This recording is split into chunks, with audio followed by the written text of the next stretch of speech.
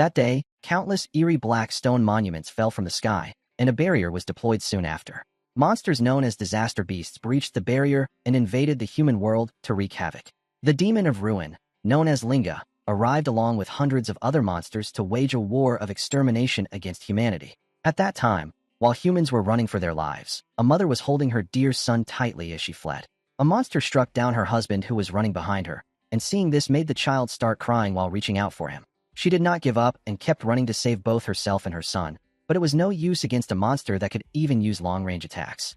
The monster attacked her, and when she realized that she had no chance to survive, she threw her son, Itsuki, and told him to run away. Now Itsuki has grown up and is standing in the school grounds with his friend Saya, who is trying to bring him back to his senses as he is zoning out. She asks if he is fine since he was spacing out. Itsuki says that he is fine, but she asks if that is really true because she can see that he is crying. Itsuki becomes very surprised, realizing that he is actually crying. Rigu, who is also their friend, arrives laughing and says that Itsuki is probably just sleepy because he would usually be sleeping at this time. But today a school-wide assembly started all of a sudden. After wiping away his tears, Itsuki comments about the unknown teacher who is dressed very strangely. The teacher explains that after the disaster beasts appeared, beings known as awakeners emerged within humanity, possessing the power to oppose them. 10 years ago, during the largest-scale attack by disaster beasts at the north bank of the Blue River, awakeners gathered from all over the world, crossed the river, and later came to be called the River Crossers. They repelled the disaster beasts, and it became known as a major war. Since then, attacks by disaster beasts have decreased, but recently, the number of descending stone monuments has surged. A large-scale attack rivaling the river crossing war will likely happen in the not-so-distant future. Seeing the teacher, Rigu explains to Itsuki that the person is the commander of the North Continent, Izumi Nendo. Since Itsuki is from the South Continent, he does not know about him. Hearing about Izumi rings a bell in Itsuki's mind, because it is a name he has heard very often. Itsuki thought Izumi would be some hunched-over old man with a long beard, but he looks even stranger than Itsuki imagined. Rigu notices Itsuki zoning out while thinking, so he comments that he knows what Itsuki wants to say, but despite appearances, Izumi is the first awakener. It is also thanks to him that they know about the stone monuments and disaster beasts. Not only that, Rigu also reveals that the strongest awakener, known by the alias Humanity's Light, Sadakazu Jin, is also Izumi's student. Izumi continues by explaining recent research that shows even ordinary people who have not awakened can have a certain probability of becoming awakeners by touching a stone monument, and that is why they came here this time. Izumi encourages all the students to become awakeners and devote themselves to fighting the disaster beasts. After that, Izumi uses his ability to summon a stone monument. Seeing this makes the students very excited because, to them, it feels like a dream come true. They all pray to become awakeners. Rigu also seems very happy and asks Itsuki if he heard that they finally have a chance to become awakeners too. Ignoring Rigu, Itsuki's voice changes as he says that he can finally do it. After that, Itsuki starts walking forward, and seeing this, Rigu tells Itsuki not to leave him behind. Saya also tries to stop Itsuki, telling him that they need to go in order, but Itsuki ignores her and keeps walking. His eyes are filled with intense emotion, as if he has been waiting his whole life for this day, and it has finally come. Meanwhile, the other students are touching the stone to become awakeners, but it is not going well at all. Even the student known for outstanding athletic ability, who broke school records in his first year, is unable to awaken, so the other students believe it is definitely impossible for them. One female student still feels hopeful, saying that athletic ability might not be related, and that it is too early to give up. The guards next to the monuments call the next students, but they all continue to fail to awaken. Realizing this, the silver-haired student tells his friend that not a single person has become an awakener yet. The brown-haired student clenches his fist, saying that he thought he would succeed easily, but he could not. The black-haired student is worried that their school is seriously going to get wiped out. Now, it is the turn of the student named Oishi Hikaru. Hearing that name, some of the female students tell each other that they really do not want Oishi Hikaru to become an awakener, because if he becomes one, then they are done for. He is already a habitual bully. The brown-haired student standing next to those girls shouts when the stone monument starts lighting up. Oishi, placing his hand on the stone monument. After Oishi awakens, his stats panel shows up. With his level starting at 0, he has the job title of Elementalist. Izumi's daughter, Ajiha, tells Izumi that they finally got one, and if it is level 0, then the total stat value is basically 5, but Oishi has an unexpected 12. She comments that it is better than nothing. Izumi does not make any comment, and then the scene shifts to Oishi, who is showing off his victory. Without saying anything, Itsuki gestures for Oishi to step back, which makes Oishi very angry, asking if Itsuki wants to die. Even the students are shocked, and try to find out who Itsuki is for cutting the line. One of the students recognizes Itsuki from class 5. A female student comments that Itsuki is finished because once Oishi targets anyone, then it is the end. Ignoring all of that, Itsuki goes to the stone monument and places his hand on it. Seeing this, Uchiha tells Izumi that she can sense an incredibly intense emotion from Itsuki. While placing his hand on the stone, Itsuki is thinking that so he will never forget his hatred for the disaster beasts. He has burned everything about that day into his mind. His resolve is different from the other students. Even Izumi is shocked to see Itsuki's overwhelming aura, and suddenly the energy around the area takes the shape of a huge flower, covering the wide sky. The students are amazed by the form of a flower that is hundreds of meters tall, and what is even more amazing is that it is far flashier than Oishi's awakening. Saya and Rigu are very happy to see that Itsuki has awakened his abilities. Uchiha is also surprised, because this is a phenomenon that only occurs when the rarest job, Order Breaker, appears.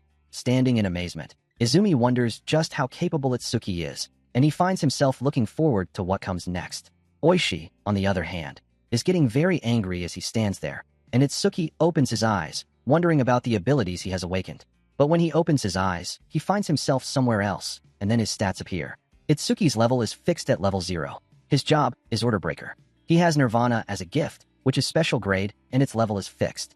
When learning a skill, all his stats increase, debuffs on himself are removed, and his wounds fully recover. He has the Z-rank skill over Mimesis, with which analyzing enemy attacks can help him learn counter skills. Itsuki is very shocked after finding out that all his stats, like attack, agility, defense, and magic, are 0. But suddenly, a pop-up appears claiming that Itsuki has learned the skill over Mimesis, so the special grade gift Nirvana has been activated, making all his stats increase by 200. Now Itsuki has a total of 800. Itsuki comes to realize that if he learns skills with over Mimesis, he gains stats through Nirvana, and even if he cannot level up, he can become stronger in his own way. Itsuki clenches his fist, saying that he does not know what level of Awakener this corresponds to, but there is no mistake that he has become an Awakener. Now, he will defeat the disaster beasts. The flower opens up, shining brightly, and Itsuki's stats surprise everyone. Even Uchiha is very amazed, making her believe that Itsuki is an extraordinary rookie. Even for Izumi, it is hard to believe at first, but among all rookie Awakeners in history, that boy is undoubtedly the strongest. All the students are amazed after seeing Itsuki's stats rise all at once. They never thought that someone so incredible was in their school. The professor comments that it is an achievement that will go down in school history.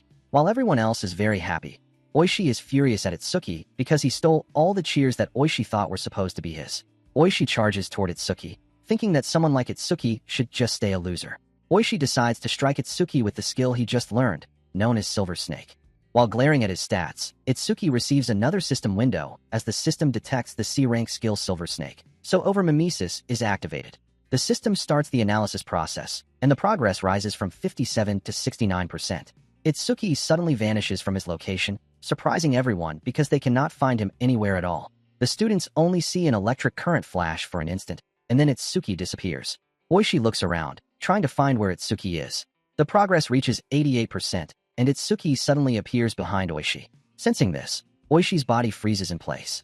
Itsuki steps closer to Oishi and tells him to consider himself lucky to be born human, because if he were a disaster beast, then Itsuki would have defeated him many times over already. The students are very shocked after seeing Itsuki there, and some of them laugh, realizing that Oishi is scared and cannot move properly. Other students quickly silence them, saying it would be bad if Oishi heard them. Now the progress reaches 99%, and sensing the energy, Itsuki wonders if the analysis is so fast because it is only a C-rank skill.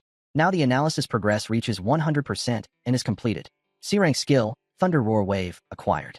The brown-haired student is amazed when he sees that Itsuki glows again, and the student next to him smiles while adjusting his glasses and comments that he is glad he had his sunglasses ready. While inside the flower-shaped space, Itsuki thinks that it seems every time the analysis completes, he is forcibly brought into that space.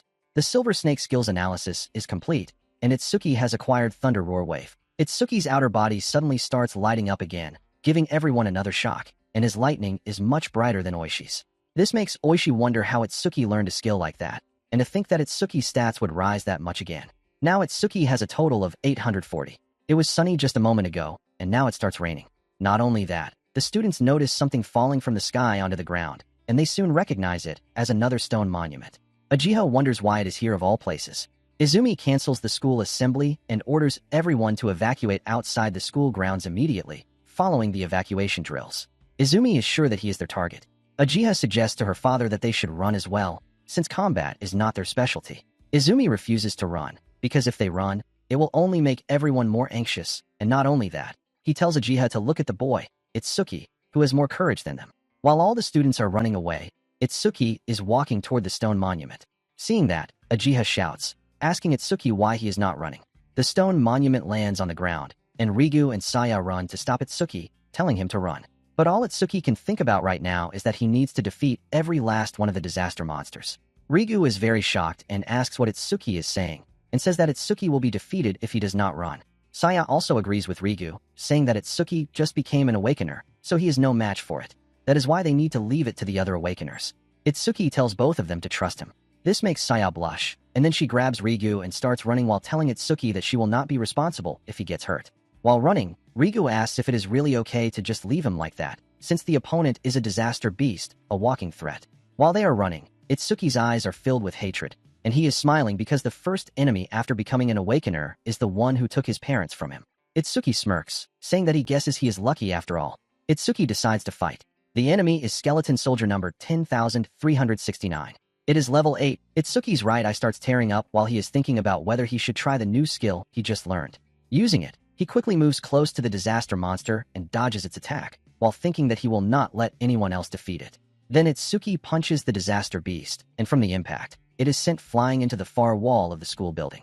The students who were fleeing look back and are very shocked when they see Itsuki strike the beast. The blue-haired student comments that she never thought Itsuki would be able to knock the disaster beast with a single strike. Even Uchiha is amazed, because for someone who just awakened, sending a level 8 calamity beast flying should be an impossible feat, but Itsuki's speed and power are on a completely different level compared to other level 0 awakeners. Even so, Izumi believes that there is no way Itsuki can defeat those skeleton soldiers because they have two especially troublesome abilities. First, a gift that reinforces their defense, and second, a skill called Bone Fire that burns anything it touches. The Bone Fire skill spreads around Itsuki, and seeing that makes Saya cry, Rigu worry, and Oishi feel pleased. The very next moment, Itsuki receives a notification that the system has detected the B-rank skill Bone Fire, so over-mimesis has been activated. The analysis process begins, and the moment the enemy's skill hits Itsuki, the analysis speed increases. It has not been many seconds, and the analysis is already at 57%. Uchiha becomes very worried. Meanwhile, the analysis progress reaches 77%. Izumi, watching Itsuki, realizes that Itsuki is still not fighting at full strength yet. Itsuki then points his hand toward the disaster beast and says that once the analysis is complete, it will be finished. Finally, the analysis reaches 100% and is completed. Some students complain, asking if that was really too much for someone who just awakened. The student with glasses tells him to look, because the blue lotus flower has appeared again, and if it is Itsuki, then he might pull off another miracle. Now, in the flower zone, Itsuki wonders what kind of skill he is going to get this time.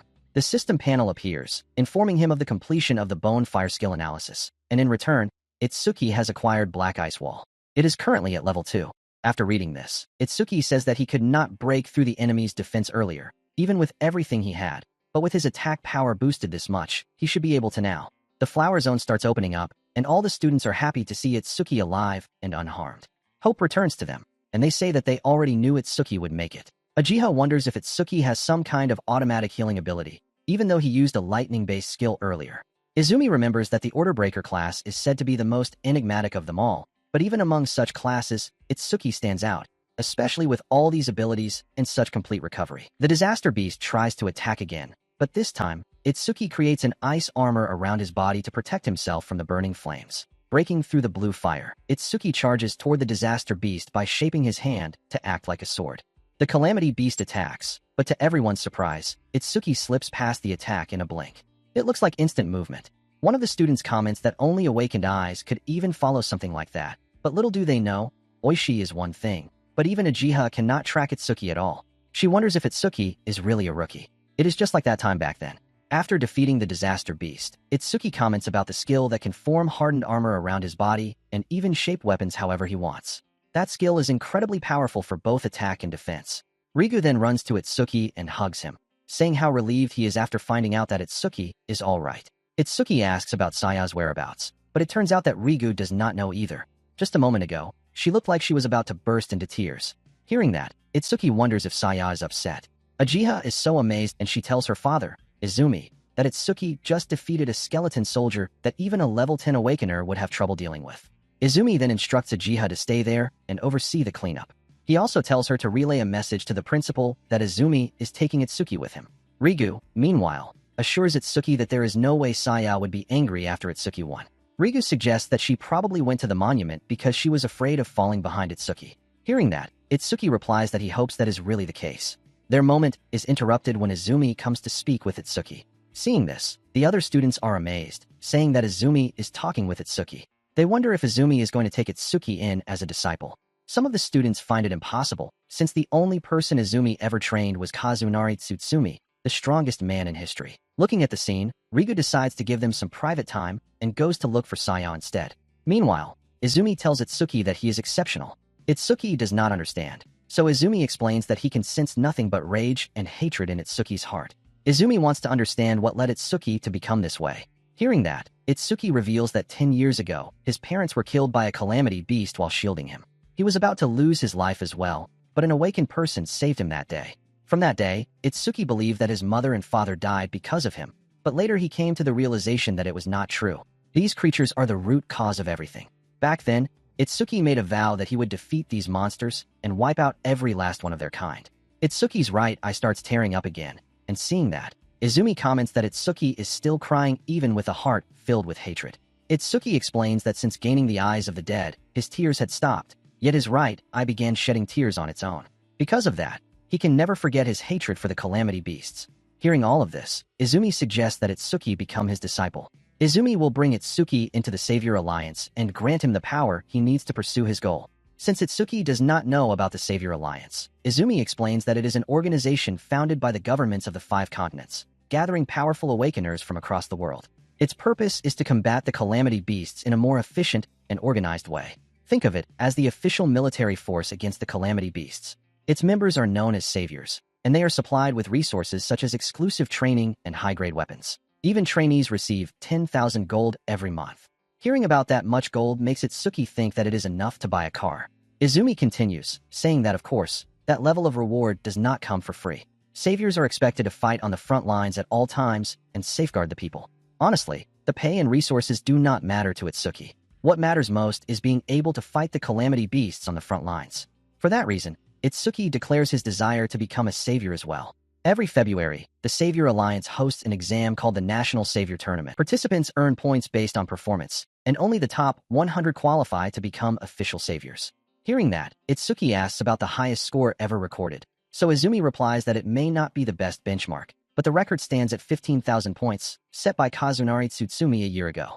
Izumi tells Itsuki that if he reaches 30% of that, he will pass, and if he reaches 50%, he could take first place. Hearing that, Itsuki wonders if that is the strongest light that Riga mentioned. Izumi tells Itsuki that Kazunari is different, so comparing himself to him will only lead to despair. Still, Izumi tells Itsuki that he should trust himself. With Itsuki's talent, he could one day stand on equal footing with Kazunari. Itsuki declares that he will surpass Kazunari. Seeing the resolve in Itsuki's eyes, Izumi is amazed and remembers the time when he told Kazunari that he had drawn attention and that all the young ones were trying to follow his path. Kazunari replied that simply following would not win the war against the calamity beasts. Someday, someone who surpasses him would emerge, just as the rising sun replaces the setting one. Now, seeing Izumi's expression, Itsuki thinks that the morning sun Kazunari had been waiting for has finally risen. Izumi takes Itsuki with him to another place, and after reaching there, Itsuki asks about it. So Izumi explains that those monuments function as gateways linking this world to the realm of the calamity beasts. That is why defeating the beasts alone is not enough. If the monuments remain, more will continue to emerge. This building was constructed to contain monuments that could not be destroyed. Awakeners regularly eliminate calamity beasts that appear from them. This suppresses the expansion of the breach and also serves as training. Hearing that, Itsuki asks if this is the training facility.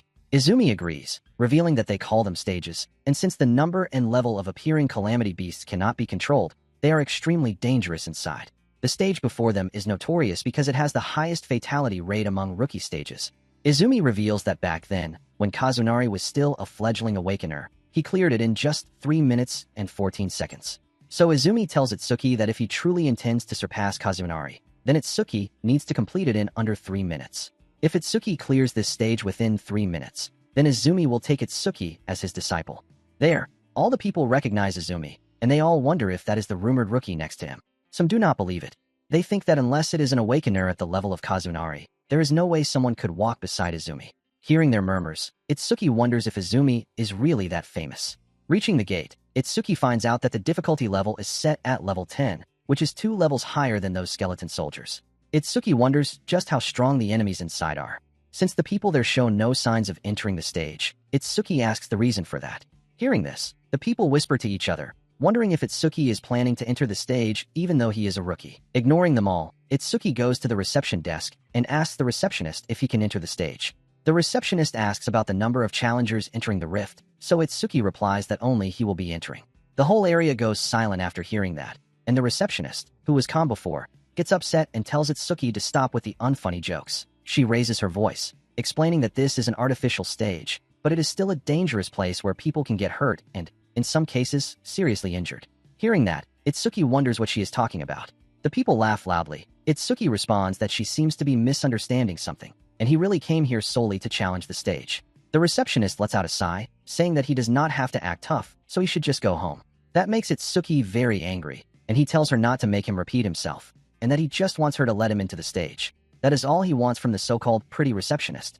This makes her very nervous, and she agrees to give him permission to enter, while telling him not to blame her if he gets hurt. While putting on the bracelet, Itsuki thinks that she should have just approved it from the start. Some of the people there call Itsuki an idiot. They believe that a level 0 rookie challenging a level 10 stage is reckless. They bet that Itsuki will run away in less than a minute. Before entering the stage, Itsuki thinks that his personal information is registered in the bracelet, so he can enter by scanning it. After scanning, a pop-up appears confirming Itsuki's authorization, and then he stretches his body, saying that the promise is within 3 minutes, so he should begin. Itsuki enters the stage, and the timer starts. When Itsuki enters the stage, he finds that the interior space is wider than he expected. Even though it is artificial, this is his first time entering a stage. Finally, Itsuki encounters some monsters and uses his ice shield to fight against with spirit number 1307. Itsuki easily defeats that monster, and after defeating it, Itsuki smirks while looking at the axe he makes using the ice wall skill and comments that, as expected, axes work best on trees.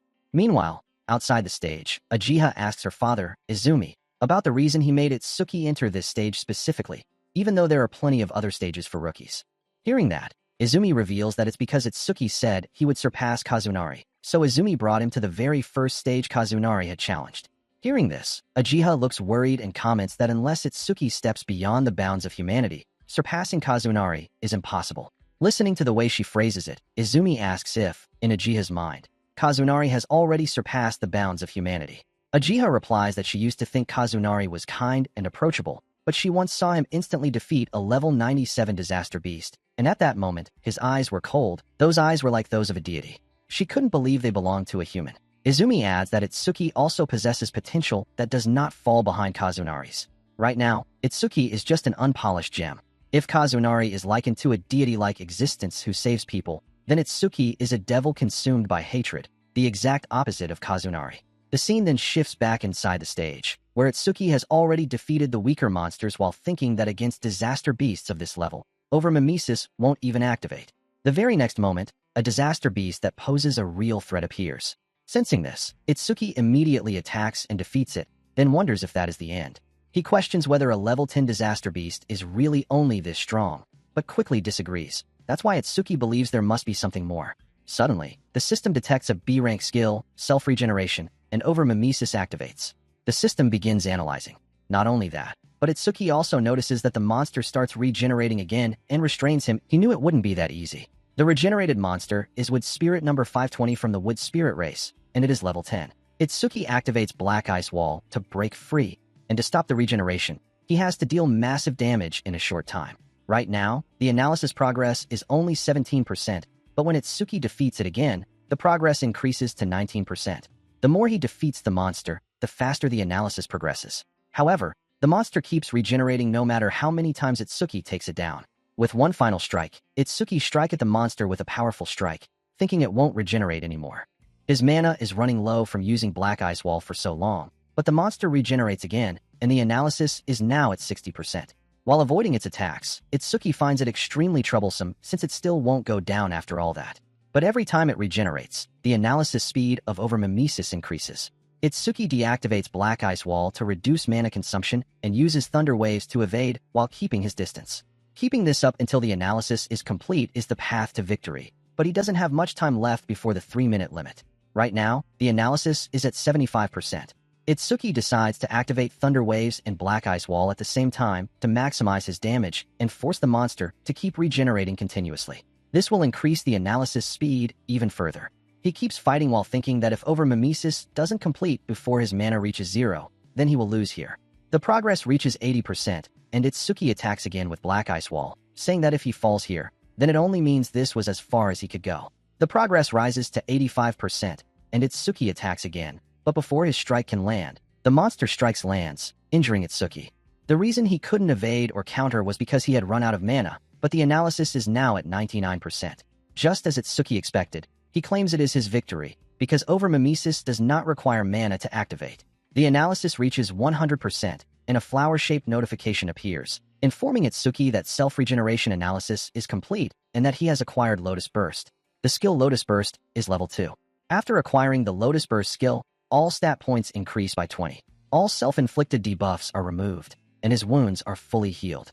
Itsuki then attacks the monster using Lotus Burst and Collapse, causing multiple fiery bursts to stack in one place. He comments that the Lotus Burst skill is not bad at all, and that it has this much power using only 1/3 of his mana. With that, Itsuki expects that dealing with weaker disaster beasts will be much easier from now on. However, he did not expect Overmimesis to even restore his mana after it had dropped to 0. Itsuki then notices a green core and wonders what it is. Meanwhile, outside the stage, the receptionist is very worried about Itsuki because it has been almost 3 minutes since rookie Itsuki entered, and there is still no sign of him coming out. She suggests that they should quickly call the rescue squad. Ajiha comments that she does not think Itsuki would lose to a level 10 disaster beast, but clearing it within 3 minutes still seems impossible. Izumi remains silent, and suddenly the panel announcing that a new record has been achieved. Ajiha is very surprised because Itsuki cleared it even though 3 minutes have not yet passed. The challenge is a success, and Itsuki has cleared the stage in just 2 minutes and 14 seconds, setting a new stage record. Itsuki then comes out of the stage, and the people who witnessed this comment that Itsuki actually survived. They also realize that Itsuki is 1 minute faster than Kazunari. Ignoring all of that, Itsuki asks Izumi if he will now officially instruct him. Itsuki calls him sensei, and hearing that, Izumi compliments him, saying it is as expected of his student. Ajiha, seeing this, is very shocked that her father is actually happy. It has been a long time since she has seen him like this. The Awakeners there are also shocked after finding out that Itsuki is Izumi's student. The receptionist, who had been acting strict earlier, comes over blushing to give Itsuki a gift for setting the new record. Not only that, she also apologizes to him for saying rude things before. Itsuki is surprised that he received something and tells the receptionist that it is fine, because a level 0 rookie challenging a stage like that certainly seems reckless. Itsuki continues, saying that even though he is a complete stranger, his situation would not normally concern the receptionist. But despite that, she still tried to stop him. That is proof that she was worried. After saying that, Itsuki thanks her. This delivers a heavy emotional blow to the receptionist, and she replies humbly, saying not at all. For some reason, this makes Ajiha angry, and they start walking while telling Itsuki that they are leaving him behind. Itsuki then walks with them, and along the way, Ajiha tells him not to get overconfident just because he became her father Izumi's student. Izumi comments that it seems a stage of this level is too mild for Itsuki, so he suggests raising the difficulty. Izumi reveals that the current Itsuki can probably challenge an advanced stage. It turns out that Itsuki does not know about advanced stages either. Ajiha explains that level is not the only thing that determines a disaster beast's strength. The most important factor is the species. There are species that lack intelligence and move only by instinct, making them easy to deal with. But there are also species that possess intelligence equal to or greater than humans. They are troublesome existences that cannot be compared to average disaster beasts. Essentially, Awakeners and disaster beasts are almost the same type of creature, but it is said that at this stage, only humans possess jobs. In other words, stats differ depending on the species. The advanced stages are where those powerful species or intelligent disaster beasts exist. The difficulty of clearing them is several times that of normal stages. And since most of the advanced stages on the northern continent are in the North 4th District, Itsuki's next destination is there. After explaining all that, Ajiha asks if there are any other questions. Itsuki becomes very upset when he finds out that the 2 beasts he defeated did not have intelligence. They also did not react when attacked, which means they did not have a sense of pain either. Thinking about that, Itsuki asks if a disaster beast with intelligence would then have a sense of pain. Ajiha is very surprised and wonders what kind of thoughts could give off such an intense presence. She wonders what Itsuki is thinking to give off that kind of aura. Meanwhile, near the stage, the Awakeners talk about the rumor that Izumi is going to have its Tsuki challenge in advanced stage. The scene then shifts to North District Governor named Kinoshita Reiji. One of his bodyguards asks Reiji when he will be departing. Hearing that, Reiji replies that all stages in the North 4th District are under his control, so when he goes is entirely up to him. Then Reiji adds that waiting in line is the way of commoners. Itsuki opens the gift he received for achieving a new record, and he realizes that it looks familiar. Seeing that, Izumi asks Itsuki if he has seen a Karma Stone before. Itsuki confirms that after defeating the disaster beasts inside the stage, something identical to this had dropped. When Itsuki inspects it more closely, he notices a slight difference. The one he saw before had a green color, but this one is not very greenish. Uchiha recognizes it and reveals that Itsuki received an intermediate Karma Stone in a beginner stage. Hearing that, Itsuki asks what exactly a Karma Stone is. Realizing that Itsuki is still a rookie, Uchiha decides to explain Karma Stones in detail, which are also known as Experience Stones. After a disaster beast or an awakened individual is defeated, karma, or an invisible substance that can be considered experience points, is released from them. In other words, a Karma Stone is a stone that contains karma.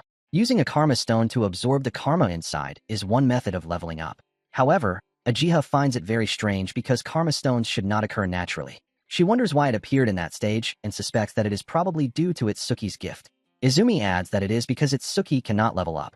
Hearing that, both Itsuki and Uchiha ask if it is because of his gift, so Izumi explains that normally, the karma of the defeated is absorbed by the one who defeats them. However, even though Itsuki defeated 2 disaster beasts, he did not level up, which means the karma was not absorbed. However, karma that has manifested does not disappear without reason. If Izumi's speculation is correct, then the karma from the disaster beasts that attacked the school was absorbed by the awakened who were present there, meaning Oishi, Izumi, and Uchiha. Meanwhile, a stage is an enclosed space. Itsuki could not absorb the generated karma, and there was no alternative recipient, so it condensed and became a Karma Stone. Coming to the realization that Itsuki cannot truly level up, Uchiha asks how his stats increase. Itsuki tries to explain, but Izumi becomes very angry at Uchiha and scolds her, saying that a Awaken's gift is top secret and must not be disclosed. He asks if she has forgotten that rule. Uchiha becomes very frightened and immediately apologizes. Izumi then informs Itsuki that he can either keep the Karma Stone for himself or sell it, and the choice is his. After that, Izumi tells them that he has a commander-in-chief meeting of the 5 continents to attend, so he will be away for a while. During that time, Uchiha will look after him, but before Izumi leaves, there are several things he wants Itsuki to remember. First, keep their relationship confidential. Second, do not disclose his gift to others. Third, Itsuki needs to clear at least 6 advanced stages before Izumi returns. Fourth, Itsuki should do what he believes is right without hesitation, and no matter what happens, Izumi will support him. Itsuki agrees and confirms this with a smile. The scene then shifts to the North 4th District's Flaming Rock execution ground. 2 Awakeners are arguing with a guard who is stopping them from entering the stage. One of the guards explains that the stage has been reserved by the Kinoshita family's son, so they need to go home for today. The yellow-haired Awakener replies that he does not care. The blue-haired Awakener tells the guards to let them in first because Reiji is not even there yet. The blue-haired Awakener adds that he does not care which rich kid Reiji is, and if the guards will not let them in, he will report this to the Awakened Guild. While he is saying that, a huge guy appears and strikes the blue-haired Awakener, sending him into the wall. Seeing that, the yellow-haired Awakener activates his skill to attack the huge man, but it has no effect. The yellow-haired Awakener becomes very frightened, finding it hard to believe because his B-rank skill does not work on him. The huge man has covered his entire body with iron, and while striking back, he says that it does not hurt at all, and strikes him with his hardened head. Another person reveals that he is Oga Takaru, one of Reiji's 4 pillars, and a level 12 gold elementalist. Hearing that, the onlookers comment that it's no wonder the duo lost. Oga warns that he will not forgive anyone who tries to enter a stage without Reiji's permission. Anyone who resists will face the same fate as these 2. Seeing that, the guards taunt Oga, telling him not to go too far. After saying this, they all laugh as Oga pushes the Awakeners away from the entrance of the gate, which Itsuki catches effortlessly. Seeing Itsuki, they wonder about him and ask if he didn't hear the warning not to intervene. Oga glares at Itsuki, calling him a newbie and reiterating that nobody passes here without Reiji's permission. He warns Itsuki that if he does not leave quietly, he will end up like the others. Itsuki quickly understands the situation and realizes that he cannot enter the stage without defeating Oga. Adjusting her glasses, Uchiha informs Itsuki that she will notify the North 4th District Administrator, since this kind of behavior cannot be allowed. Itsuki, glaring at Oga, replies that it won't be necessary because teacher Izumi told him he could act according to what he thinks is right without hesitation. Hearing that, Uchiha grabs the injured Awakener, while Itsuki tells her he will leave their treatment to her. Oga is puzzled. Even though Itsuki is level 0, he is not intimidated and stands up to him. Oga wonders if it's because Itsuki has a rare job. Soon, he realizes he feels pressured but reassures himself that rare job or not, he is 12 levels ahead, so the stat difference cannot be bridged. Oga is shocked when Itsuki suddenly charges at him without warning, but he quickly materializes his face to block the attack. Seeing that, some Awakeners wonder if Itsuki is really level 0. Oga, frustrated, forces a smile. Itsuki realizes that Oga blocked the punch using metallization. Afterward, Oga metallizes his hands to strike Itsuki while complimenting his speed, but the attack lacks sufficient power. Itsuki dodges and falls back, thinking that to land a successful surprise attack against an enemy above level 10, he needs to increase his agility with Thunderbreaker. The system has now detected a C-rank skill, materialization, and activated over mimesis. Reading that, Itsuki thinks that if it's threatening enough for over mimesis to activate, he needs to get serious. Normal attacks cannot break through the defense of a metallized area. The analysis progresses to 5% completed. Itsuki strikes, but Oga blocks the attack with materialization, taunting him for being a weakling with no power or speed. Itsuki realizes that Oga has let his guard down, thinking that was the full extent of his speed. He then accelerates using Thunderbreaker. Oga is astonished to see Itsuki harnessing the lightning element. Itsuki is now so fast that Oga does not even have time to metallize. Itsuki continues punching relentlessly, preventing Oga from reacting or reinforcing his defense. The analysis progress accelerates rapidly, reaching 66%. Witnessing Itsuki's flurry of punches, the onlookers are shocked and frightened, wondering how a level 0 Awakener can use skills from multiple jobs. Meanwhile, Oga, under the relentless assault, realizes he has no time to metallize and questions why a level 0 Awakener could move this fast. At this rate, he believes he is at risk of losing. Oga glances at the other guards, who are just watching and not intervening. Gritting his teeth, he resolves that he has no choice but to give it everything. He channels all his power, as his entire body transforms into metal. At this point, the over-mimesis analysis reaches 88% completion. Acting arrogantly, Oga tells Itsuki that he is grateful because he has never successfully metallized his entire body before. Thanks to Itsuki pushing him, the metallized areas now increase his defense by 50%, and his gift further boosts it by 50% while stationary. In other words, Oga's defense now exceeds 500. The common Awakeners observing the fight are stunned to learn that Oga's defense exceeds 500 at level 12. Meanwhile, Itsuki's analysis progress reaches 98%, and as the lotus flower begins forming, he thinks that if his speculation is correct, full-body metallization requires a significant amount of magic. If Oga has allocated most of his stat points to defense, his magic shouldn't be very high. The analysis progresses to 99%. Hearing this, Oga scoffs, calling it a lie and nonsense, while internally questioning whether Itsuki is really a level 0 Awakener, since his intuition seems remarkably sharp. Itsuki enters the Lotus Flower Zone and tells Oga not to worry, claiming he won't use the boring tactic of whittling down Oga's magic to 0. Instead, Itsuki intends to end the fight quickly. The analysis reaches 100% completion, and the Lotus Flower appears, visible to everyone. Ajiha, who is healing the other Awakeners, notices it and thinks, there it is. This blue lotus flower means Itsuki is going to get even stronger. Another Awakener sees the flower and asks if this is the skill of the level 0 Itsuki. They note that it doesn't appear to be an attack skill, so they wonder how Itsuki plans to defeat Oga with it. With the analysis of metallization complete, Itsuki now acquires the Clear Orb skill, a level 1 ability. Reading this, Itsuki realizes that, since the sphere ignores defense, he can definitely deal damage. The problem is its flight speed, only 1 meter per second, so even ordinary opponents could dodge it. Therefore, timing is crucial. He decides to thoroughly break Oga's defense.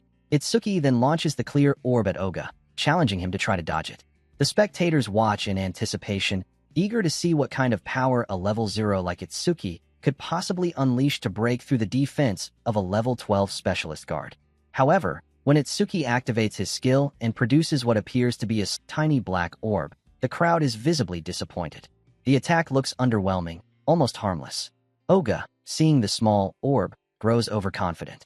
Convinced that such a minor attack poses no threat, he doesn't even bother to move or cancel his gift effect. But in the very next moment, the black orb breaks through the armor and injures his arm. Itsuki deliberately targeted Oga's arm because he is human. Had Oga been a disaster beast, Itsuki would have not shown mercy. With Oga defeated, Itsuki calmly walks forward and orders Oga's comrades to take him and leave. The same crowd that had just doubted him now erupts in cheers, praising his composure and overwhelming skill. Many even approach him with offers to team up and clear the Flame Rock execution ground together. Since the stage's defense is said to rival Oga's, Itsuki sees it as the perfect opportunity to further enhance the speed of his clear orb. Choosing efficiency over companionship, Itsuki declines all offers and decides to go alone. His decision sparks whispers among the crowd, who begin accusing him of becoming arrogant after defeating Oga. Uchiha, however, approaches him with genuine concern.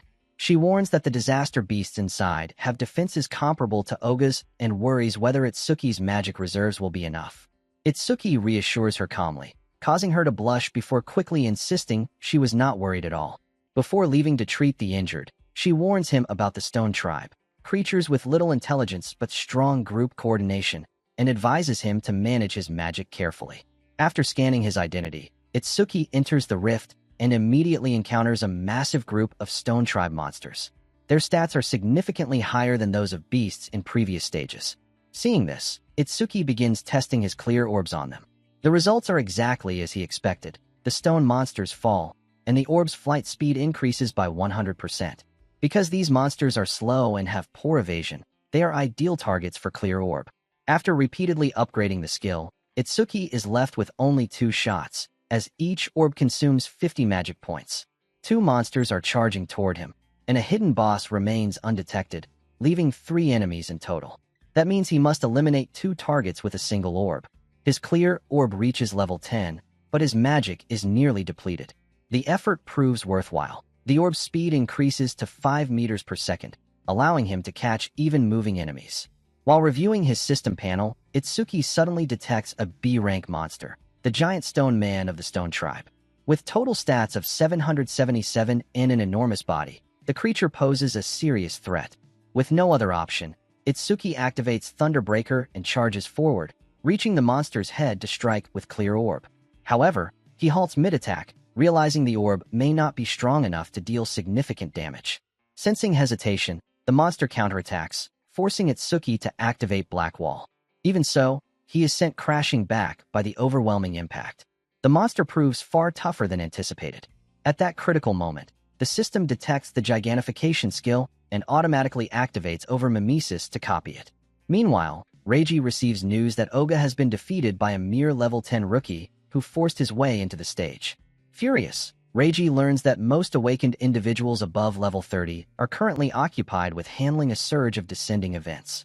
Instead of gathering more details, he immediately heads to the Flame Rock execution ground, known for its stubborn disaster beasts that take time to conquer.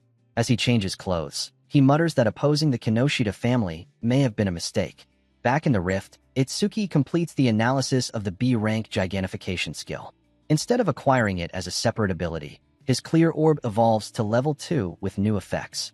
The passive speed boost increases from 100% to 200%, and most importantly, Itsuki gains the ability to freely adjust the orb's size using magic. With the upgrade activated through over mimesis, all of Itsuki's stats increase by 20. All debuffs are removed, and his injuries are completely healed.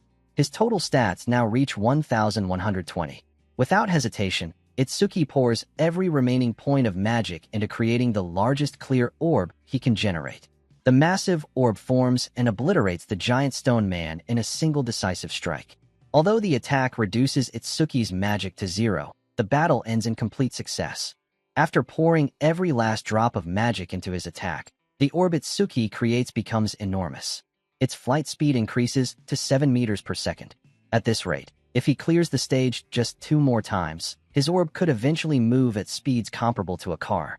Satisfied with the result, Itsuki finally checks the passive description he had been ignoring until now, and realizes how valuable it truly is. The passive ability of Lotus Burst expands the range of all his skills. That means Clear Orb's effective range also increases. In theory, if Itsuki continues strengthening Lotus Burst's passive effect, he could one day eliminate disaster beasts from thousands, or even tens of thousands, of meters away. Meanwhile, outside the stage, the spectators are stunned. Itsuki has cleared the stage in just 3 minutes and 1 second, setting a brand new record. When he exits the rift, the crowd is even more shocked to discover that he is still level 0 despite breaking the record. Uchiha is visibly relieved to see Itsuki emerge completely unharmed once again, and having surpassed Jin's previous record. As they talk, Itsuki notices a butterfly fluttering around her. Uchiha explains that she is a Shikigami user, and the butterfly is her Shikigami. Itsuki is fascinated. He finds it beautiful and can't hide his curiosity. Since he has been wondering for some time, he finally asks Uchiha about the different types of awakened jobs. She is surprised that he doesn't already know, as it is considered common knowledge. Awakened jobs are broadly divided into 4 categories. The first type is elementalist. These awakened can control one of the 7 elements: fire, water, wood, metal, earth, wind, and lightning.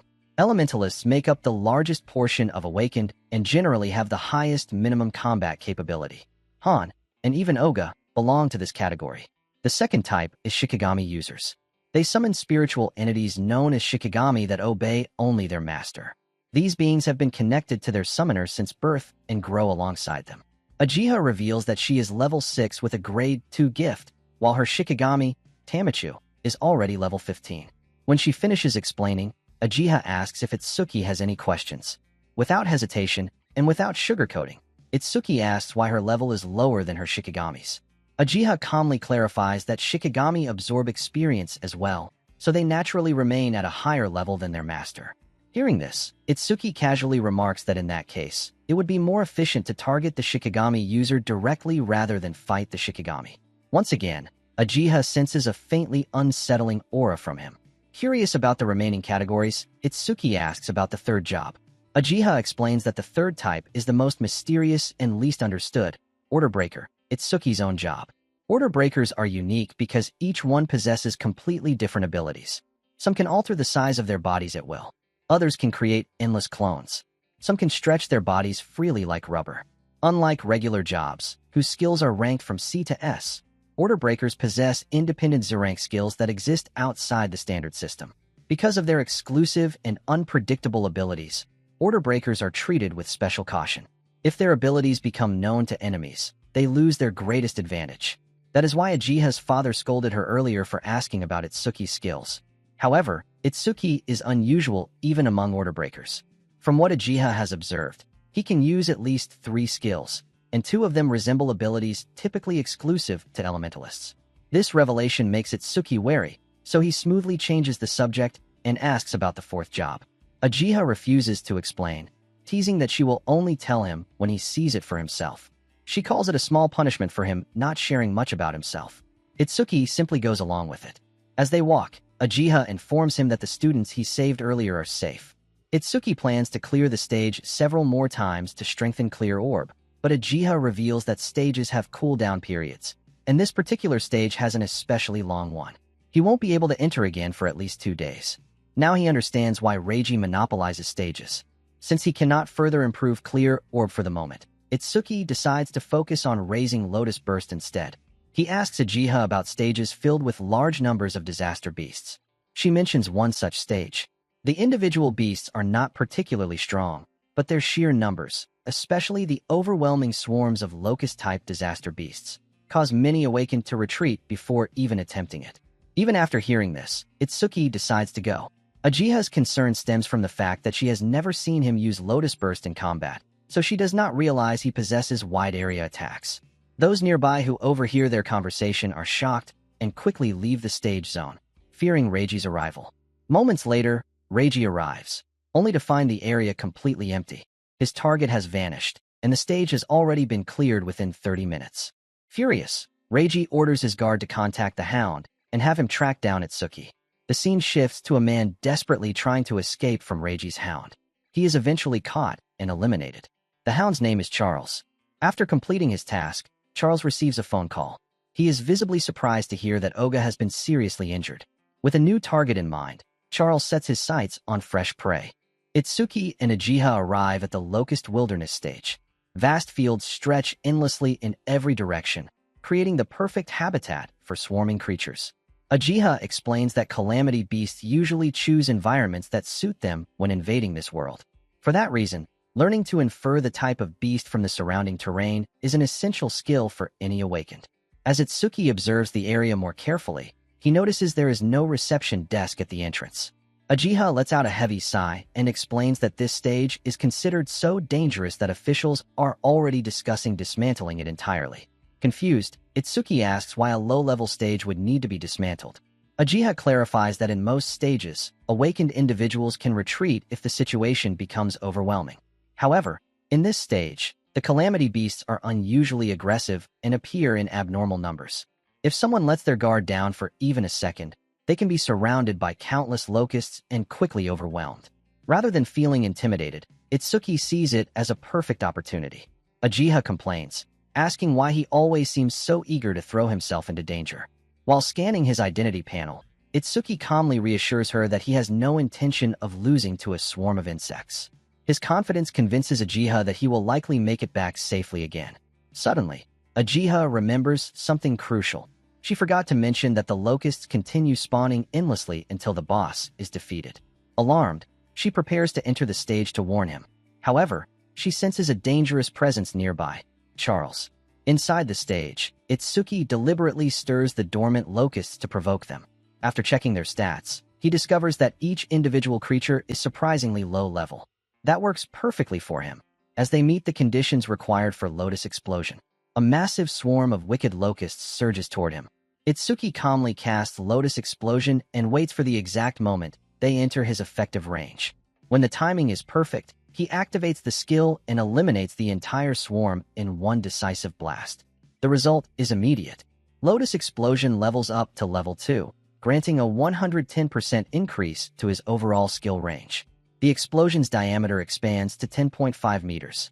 With enough mana for roughly 10 more casts, and potentially over 100 eliminations per use, Itsuki calculates that he could massively boost his skill range in a short time.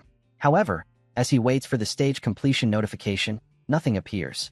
In the next instant, his detection system identifies a C-rank skill called Mother's Will, and over-mimesis activates automatically.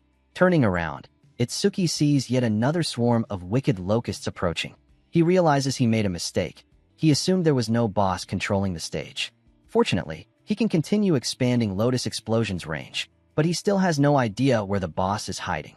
Itsuki decides to eliminate the smaller enemies repeatedly to force the boss to reveal itself.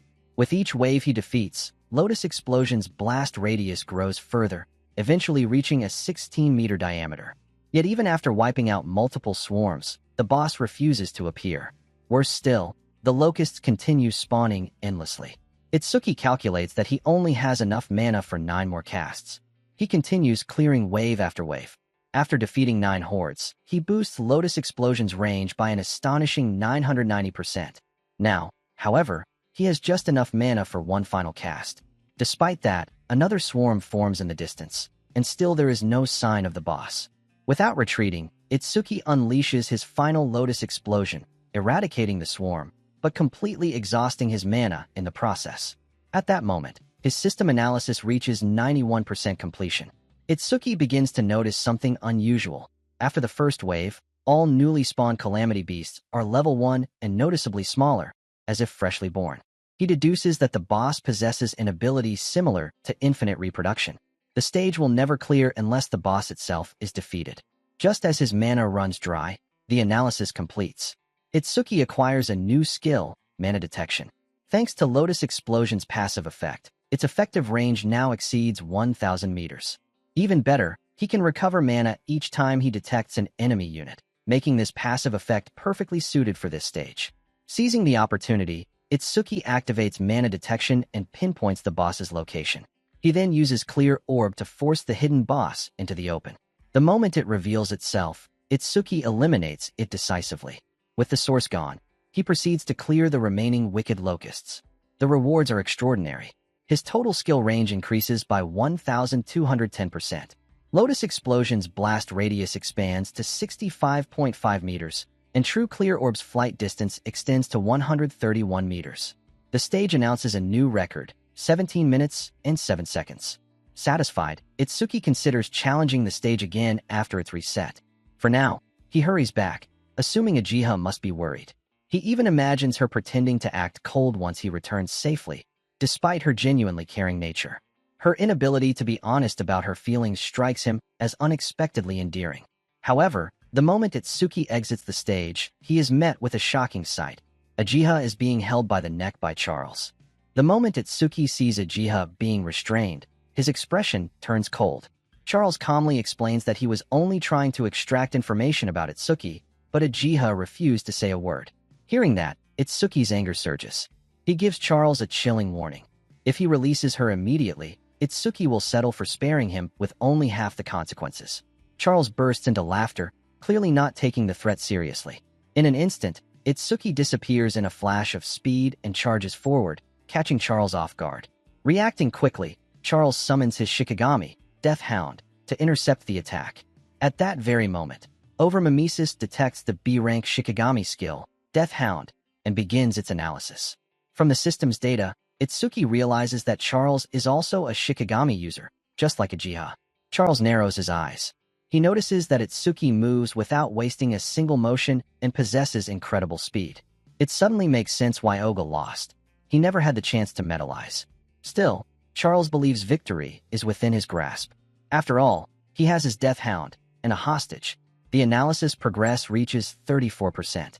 The Death Hound lunges at Itsuki with crushing force, capable of overwhelming any opponent with defense below 30. However, Charles is stunned when Itsuki blocks the attack using an ice-like armor forming over his hand. Without hesitation, Itsuki counters with Clear Orb, destroying the Death Hound in a single strike. Itsuki assumes that without their Shikigami, a Shikigami user is defenseless. What he doesn't realize is that Shikigami can respawn as long as their master remains alive. With the B-rank skill Respawn Desire, Death Hound's revival time is drastically shortened. Moments later, the Death Hound reappears and attacks from behind. But Itsuki has kept mana detection active ever since acquiring it. He senses the ambush instantly and evades. The analysis is nearly complete. Itsuki worries that if the Blue Lotus manifests visibly through Overmimesis, Charles might grow suspicious. Meanwhile, Charles is beginning to panic. He now understands that Itsuki possesses greater power and speed than even the Death Hound, along with detection abilities that make surprise attacks impossible. Unable to gain the upper hand, Charles resorts to threatening Uchiha's life. At that exact moment, the analysis completes. Itsuki acquires a new ability, Shikigami Eater. He also discovers that he can choose whether or not to manifest the Blue Lotus when using Overmimesis. Skipping its appearance means losing the recovery and debuff removal effects, but that is acceptable for now. After the previous stage, Itsuki is already in near-perfect condition. Without hesitation, Itsuki activates Shikigami Eater and seizes control of the Death Hound. He kicks it toward Charles, making the situation painfully clear. Panicking, Charles once again threatens to harm Uchiha. In response, Itsuki calmly raises both hands and pretends to surrender. Charles smirks, growing arrogant once more. Taking advantage of the pause, Itsuki asks why he is being targeted despite never crossing paths with Charles before. Charles reveals that Reiji was furious about Itsuki entering a North District 4 stage without permission. Charles was ordered to capture him. Hearing Reiji's name again, Itsuki decides he would rather confront him directly and settle the matter face to face. Charles laughs and declares that Itsuki will indeed meet Reiji. Confidently, he orders the Death Hound to attack. But this time, the command doesn't follow his will. Instead, Itsuki issues a new order. The Death Hound is to strike Charlie, and Itsuki frees Uchiha. Charles is horrified as his own Shikigami turns on him. The Death Hound obeys Itsuki without hesitation, then moves to stand at his side. Trembling and drenched in sweat, Charles realizes he has completely lost control. Itsuki coldly declares that anyone who lays a hand on those he protects will regret it. Desperate, Charles begs for mercy. He claims he had no choice but to obey Reiji's orders. He even offers to act as bait to lure Reiji out. However, the moment Itsuki begins to respond, Charles reveals his true nature and attempts a sudden attack. Itsuki effortlessly dodges and states calmly that he is more than capable of dealing with Reiji on his own. With no hesitation left, Itsuki gives a final command. The Death Hound is to eliminate Charles. Charles desperately apologizes and pleads for his life, but Itsuki remains unmoved, and so does the Death Hound. After the confrontation ends, Itsuki slowly lifts his gaze toward the ceiling of the stage. In a steady voice, he asks whoever is hiding above just how long they intend to continue watching. The hidden observer finally steps out after realizing he has been discovered. Without hesitation, Itsuki turns toward him with a fierce expression and demands to know whether he is working with Charles the Hound. The man immediately denies being an enemy and reveals his face, asking Itsuki to at least hear him out. Itsuki, however, shows no interest. After completing the command, the Death Hound disappears, leaving the mysterious man visibly startled. That reaction only strengthens his belief that Itsuki is the one person who can help him. The man quickly follows and introduces himself as Iberia, praising Itsuki's combat ability. Itsuki briefly introduces himself in return, but continues walking. Iberia offers karma stones and other valuable rewards in exchange for assistance. Yet none of it makes Itsuki pause. Confused, Iberia begins to doubt himself. Then he recalls his father's advice. Rewards must match a person's true need. Offer a blade to someone seeking vengeance. Offer medicine to someone who is injured. Realizing his mistake, Iberia changes his offer. He proposes a healing item, pointing out that the nearest hospital is far away. At that, Itsuki finally stops. Iberia admits he cannot fully heal Uchiha on the spot, but he can stabilize her condition. Itsuki agrees. Iberia carefully heals Uchiha with the method he knows. Noticing Itsuki's unfamiliar expression, Iberia explains that modern firearms are largely ineffective against disaster beasts. That is why conventional weaponry cannot be relied upon in awakened combat. Instead, skilled crafters use parts of disaster beasts to forge specialized anti-disaster beast equipment known as Mado tools. Mado tools are classified into 4 ranks. Normal Mado tools function like ordinary weapons, but are capable of harming disaster beasts and awakened. Rare Mado tools not only deal damage, but also partially increase the owner's stats. Epic Mado tools provide stat boosts along with unique special effects. And finally, the pinnacle of craftsmanship, unique Mado tools. These grant massive stat enhancements and possess powerful, one-of-a-kind abilities. Crafters themselves are not known for high combat power, and their numbers are few. However, because they can forge such vital equipment, they are respected by all awakened. From this explanation, Itsuki quickly deduces that Iberia's father must be a crafter. Iberia eagerly confirms, and adds that his father is no ordinary one. While many crafters spend a lifetime without ever producing a unique tool, only 10 unique Mado tools currently exist across the 5 continents, and 3 of them were created by his father. For that reason, he is known as the Crafter King of the Northern Continent. Despite the impressive title, Itsuki shows little reaction. Instead, he focuses on analyzing the crossbow Charles had been using. Iberia is surprised. Most people would try to gain favor upon hearing about his father's reputation. Yet Itsuki seems far more interested in the weapon itself. Iberia explains that the crossbow is a rare Mado tool. As a launch-type weapon, it can convert ordinary ammunition into Mado ammunition upon firing, meaning Itsuki would not need to worry about special arrows. Suddenly, the crossbow vanishes from Itsuki's hands, and he receives a notification confirming ownership. Iberia clarifies that once a Mado tool is linked to its owner, it can be stored and summoned at will. After ensuring Uchiha is stabilized, Itsuki thanks Iberia for the assistance. He tells him they can discuss cooperation further, after he handles unfinished business with Reiji. That statement makes Iberia tense. He reveals that they share the same target. Itsuki raises a brow, asking if Iberia has also fallen out of favor with Reiji. Iberia shakes his head and clarifies that he wants Itsuki to team up with him for the Salvation Alliance National Tournament qualifiers, which will take place the day after tomorrow. Itsuki recalls Uchiha mentioning the event and the requirement to reach the top 10 in order to advance to the main tournament. That is precisely why he has been clearing stages relentlessly over the past few days. Iberia further explains that the qualifiers are held by continent, and the Northern Continent's event will take place in North Sector 4. As the son of the North Sector 4 manager, Reiji is naturally determined to qualify. Moreover, Reiji's older brother is already recognized as a savior. If Reiji fails to make the top 10, it would bring embarrassment to the Kinoshita family name. Reiji's obsession with control becomes clear. He's been monopolizing all the stages in North Sector 4 to level up for the upcoming tournament. Curious, Itsuki turns to Iberia and asks why someone as weak as him would insist on teaming up with someone like Itsuki. Without hesitation, Iberia answers honestly, because Itsuki is strong. With Itsuki by his side, Iberia believes he can pass the qualifiers. Itsuki then questions why Iberia is so desperate to qualify this year. After all, he could always try again next year. But Iberia reveals the deeper reason, his admiration for his father's Mado tools. Every tool his father crafted was more than a weapon, it was a work of art. Iberia had grown up dreaming of becoming awakened and fighting disaster beasts using the tools his father forged. Just 1 month ago, Iberia finally awakened. Fueled by excitement, he asked his father to create a Mado tool just for him. But his father refused. After much pleading, his father agreed, but with one condition. Iberia would only receive a motto tool if he managed to qualify for the national tournament. That's why Iberia is determined to win this year, no matter what. Itsuki then asks why Iberia insists on partnering with him. Surely, with his father's reputation, others would line up to join forces. Iberia responds firmly. If he relied on his father's name, he'd never receive the motto tools. His father made that perfectly clear. Besides, according to Iberia's intel, nearly all of the top contenders have already been bought out by Reiji.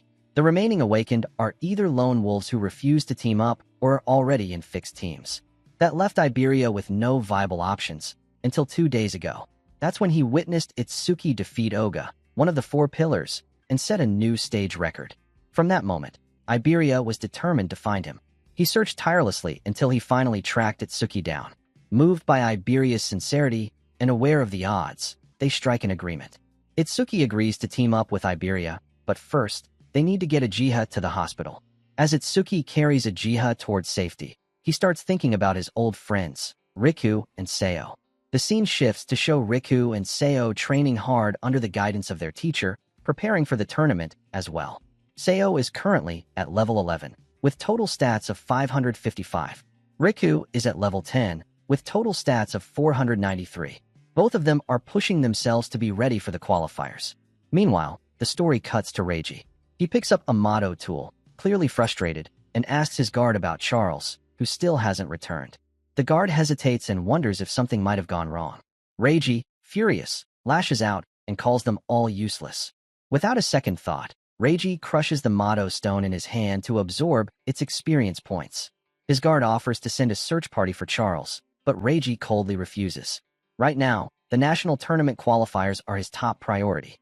If he fails, his father will lock him up in the confinement room again. Reiji then turns to his subordinate and asks about the task he was assigned. The man reports that out of the 3,113 participants in the northern continent, they've successfully persuaded 881 to cooperate. Just as instructed, all of them are level 5 or higher.